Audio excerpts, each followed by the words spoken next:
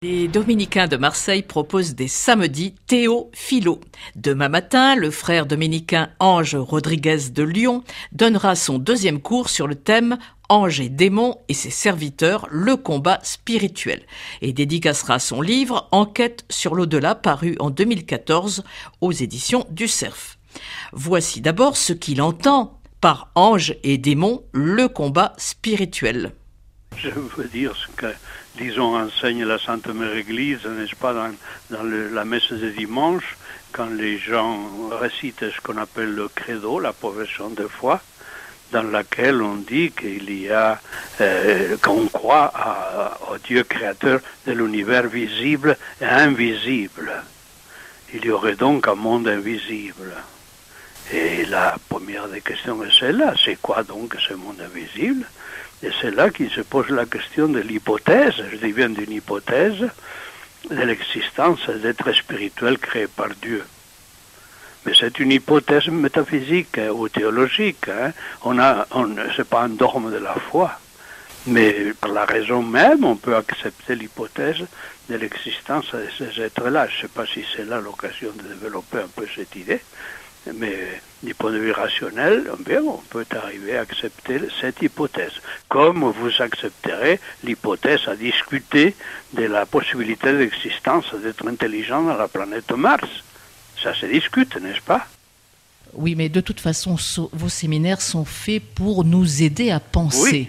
Donc, Oui. effectivement, se dire qu'il y a ou qu'il n'y a pas, qu'il y a quelque chose ou qu'il y a un être, qu'il y a du vivant ou qu'il n'y en a pas, c'est vraiment la pensée. Oui, c'est pour vous dire donc qu'il ne s'agit pas de croire aux démons.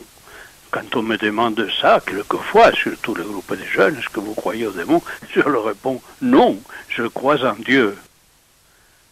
Par contre, vous me demandez, acceptez-vous l'hypothèse de l'existence des démons? Alors voilà, c'est là que ça se discute.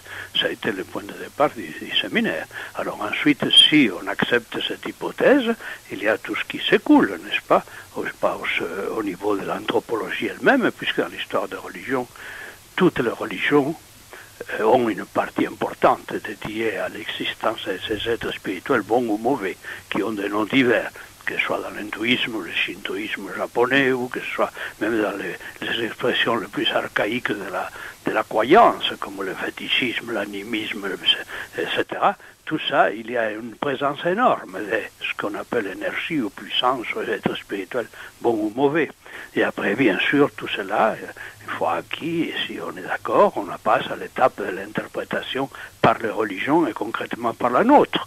Ce qui dit donc que la religion judéo-chrétienne sur l'existence de ces êtres, qui prennent donc le nom des anges, qui signifie messager, angelos, ou des démons, daimon, c'est un nom grec qui signifie un esprit particulier qui s'occupe des gens, quoi. Voilà, c'est donc le point de départ de la réflexion. Ça a été le mois dernier. Là, on est à la deuxième étape. Là, une fois acquis qu'il y a ces entités-là et qu'il y a ce problème-là, eh bien, on passe à ce qu'on appelle vraiment le combat spirituel. C'est-à-dire un petit peu d'anthropologie spirituelle, scolastique, bien sûr. Je suis un vieux dominicain pétri de thomisme. Je ne peux pas penser autrement l'être humain, l'homme. Mais enfin, là, on va voir comment ces êtres-là peuvent nous faire du mal, ou quoi ils peuvent s'attaquer à nous, ou alors les bons, comme les anges, peuvent nous faire du bien. Mais pour ça, il faut définir ce qu'est l'homme, comment il fonctionne, avec ses facultés, ses âmes, et comment ces êtres-là peuvent s'attaquer à nous et nous troubler. C'est donc le thème de ce samedi. Alors, vous en profiterez aussi pour présenter, dédicacer votre livre. Il s'agit de Enquête sur l'au-delà. Alors là aussi, ce qui m'étonne, c'est le terme enquête. Oui, je dirais qu'au départ, je n'avais aucune idée du titre donné à ça. Vous savez, il s'agit de la transcription sur papier de mes émissions à RCF, ici à Lyon. Je suis un habitué de la radio. Et donc, très souvent, avec Véronique Alzieux, j'ai traité des thèmes qui développaient pendant 1h30, dans l'halte spirituelle. et parmi lesquels il y a eu le thème de la mort, il y a eu le thème de l'au-delà, il y a eu le thème des anges. J'ai fait une dizaine d'émissions, donc il y a de quoi. Et c'est mes frères dans la communauté qui ont décidé de faire un petit livre avec quelques extraits de ces prestations. Et il en est sorti ce livre, c'est eux-mêmes qui ont choisi le thème, et ils sont donc partis de la première série de ces prestations, où il s'agissait donc de parler de la mort et du mourir, c'est-à-dire l'aspect anthropologique de cet événement étrange qu'on a tous à vivre, qui s'appelle la mort. Je parle là de ce que l'on peut observer, ce que l'on peut vivre quand on vit auprès des gens qui vont mourir. Et pendant une certaine période de ma vie, j'ai été très occupé par cela. J'ai beaucoup fréquenté des hommes et des femmes qui mouraient.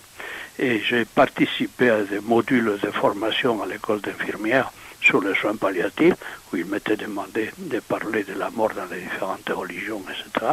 Et tout ça m'a fait me pencher sur cette affaire, ce problème, beaucoup réfléchir. Et le titre, ça a été donné par mes jeunes frères, la maison d'édition. Ils ont pensé que c'était une bonne manière de présenter la réflexion sur ça.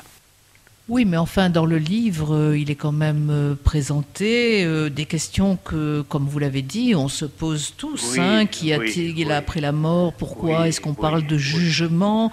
Est-ce que notre présence, ça consistera à retrouver des proches ou bien à chanter le Seigneur? Voilà. Bien sûr. C'est pour ça que vous me disiez tout à l'heure qu'on n'entend pas souvent parler de ces choses-là. Et c'est évident qu'à partir des années 70, il y a eu, je parle du siècle dernier, dont je fais partie, je suis sorti, et il y a eu une sorte de blackout sur ce thème-là, on n'en parle pas du tout. Même du point de vue bibliographie, vous ne trouverez rien de publié d'intéressant à partir de ces années-là jusqu'à la fin du siècle. C'était comme ça à l'époque. Tout ce qui parlait de l'esprit, des esprits, des anges, des monstres, c'était à bannir. C'était des archétypes, des images psychopathologiques, etc., etc. Donc on n'en parle pas du tout, nullement, ni dans les sermons. Les dernières publications sont de certains livres très intéressants et très bien faits. Celui de Père Laurentin sur les anges, les démons, mythes ou réalité. Après, il y a un livre du cardinal Danielou, de Fincanilou, sur le monde des esprits des anges, mais ce sont les derniers, dans les années 70. Après, ensuite, il n'y a plus rien. Et pour ce qui est de la mort, du jugement, ce qu'on appelle la fin dernière, encore moins, mais voilà que, comme toutes les questions qui, au fond, touchent profondément l'homme, maintenant, les gens demandent des explications, et ils ne se contentent pas des formules stéréotypées de la liturgie ou de l'enseignement catéchétique. Ils veulent approfondir un peu ça. La mort, d'accord, on y passe tous, on ne peut pas échapper, mais comment peut-on vivre ce moment-là? Est-ce qu'il y a des étapes spirituelles qui sont importantes à vivre quand on est proche de la fin? Et après, ensuite, est-ce qu'il y a quelque chose après, comme vous dites? Alors là, c'est plus de l'anthropologie, c'est plutôt de la philosophie. Il y a un deuxième volet sur si après la mort il y a quelque chose. C'est le point de vue des agnostiques, ou des incroyants, ou des athées, disons-le clairement. Est-ce qu'il y a quelque chose après la mort? C'est un point de vue philosophique.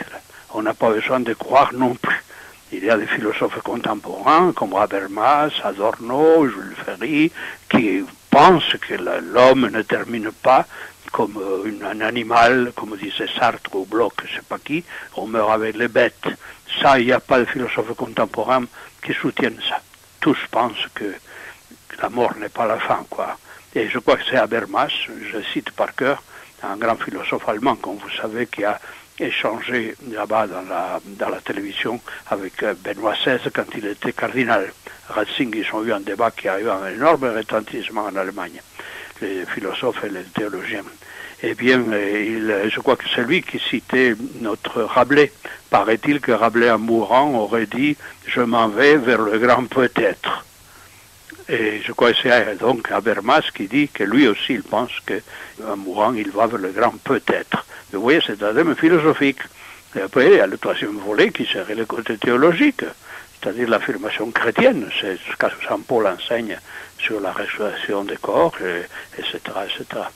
Ça vous donne un petit aperçu de l'affaire. Alors, c'est demain matin, cette affaire, au centre Cormier, le centre culturel du convent des Dominicains, au 35 rue Edmond-Rostand, dans le 6e à Marseille, de 9h30 à 11h30. Réservation souhaitée par mail, centrecormier en un seul mot, .secrétariat@gmail.com. Pour accéder à cette conférence, il faut être à jour de sa cotisation au centre, qui est de 40 € pour l'année. C'est le second séminaire du frère et le 17 janvier, soit dans un mois. Il y aura un troisième et dernier séminaire qui terminera donc son cours sur les anges et démons, le combat spirituel.